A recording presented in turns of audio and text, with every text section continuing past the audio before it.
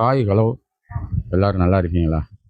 அதாவது நேத்து தற்குறிகள்ல ஒரு தற்குறியா இருக்கிற ஆதவ அர்ஜுனா, அந்த ஆளுடைய பேச்சு ஒண்ணு கேட்டேன்.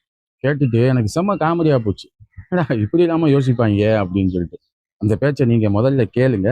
கேட்டு முடிச்சோட என்னோட கருத்த நான் சொல்றேன். நான் பஸ்ல போனேன்.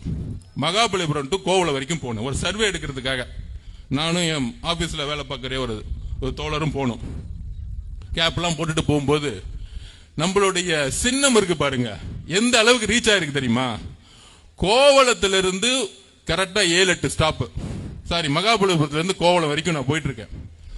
ஒவ்வொரு தாட்டி கண்டக்டர் விசில் அடிச்சுக்கிட்டே இருக்காரு, ரே ரே போலாம் இறங்க நிப்பாட்டு. நான் அப்பதான் நினைச்சேன், எத்தனை ஆயிரம் பஸ் ஓடிட்டு இருக்கு, ஒவ்வொரு ஸ்டாப்லயும் விசில் அடிச்சுட்டே இருக்காரு கண்டக்டர். அப்ப நண்பர்களே, நம்மளுடைய சின்னம் 8 கோடி பேருக்கு ரீச் ஆயிடுச்சு. கேட்டீங்களா? என்ன சொல்லியிருக்காருன்னு பாருங்க. அதாவது பாண்டிச்சேரியிலேருந்து மகாபலிபுரம் வரையும் ஒரு பஸ்ஸில் போனாராம். போகையில் அதில் 7-8 ஸ்டாப்பாம். ஒவ்வொரு ஸ்டாப்லேயும் கண்டக்டர் விசில் ஊதி பஸ்ஸை நிப்பாட்டினாராம். திருப்பி விசில் ஊதி பஸ்ஸை கிளப்புனாராம். இது இதே மாதிரி தமிழ்நாடு முழுக்க எத்தனை ஆயிரம் பஸ் ஓடிட்டு இருக்கு, எத்தனை தடவை விசில் ஊதுறாங்க. 8 கோடி பேரை நம்ம விசில் சின்னம் போய் ரீச் ஆயிருச்சு அப்படிங்கிறாரு.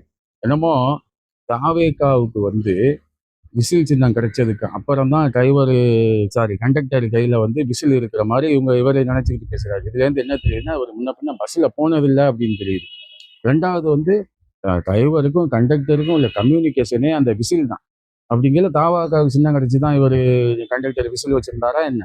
இதுக்கு முன்னாடி புல்லாங்குழலையும் நாதஸ்வரத்தையும் ஊதி தான் பஸ்ஸை கிளப்புனாங்களா? இவ்வளவு பெரிய புல்லாங்குழலையும் இவ்வளவு நீளமான நாதஸ்வரத்தையும் வச்சுக்கிட்டு வாசிச்சு பஸ்ஸு போச்சா என்ன? இப்போ என்னமோ புதுசாக விசில் ஊதுறாங்க அப்படிங்கிறது.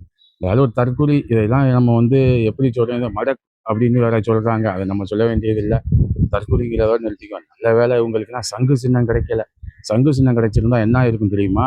எங்கேயாவது சாவு ஊர்வலத்துக்கு முன்னாடி சங்கை ஊதிட்டு போயிருப்பான். ஊன்னு ஊதிட்டு போயிருப்பான். இதை பத்தியா நம்ம சின்னம் பாரு, செத்து போன டெட் பாடியை கூட நம்ம சின்னம் போய் ரீச் ஆயிடுச்சு, ரீச் பண்ணியிருக்கு அப்படின்னு இன்னும் சந்தோஷப்பட்டு இருப்பாங்க போல.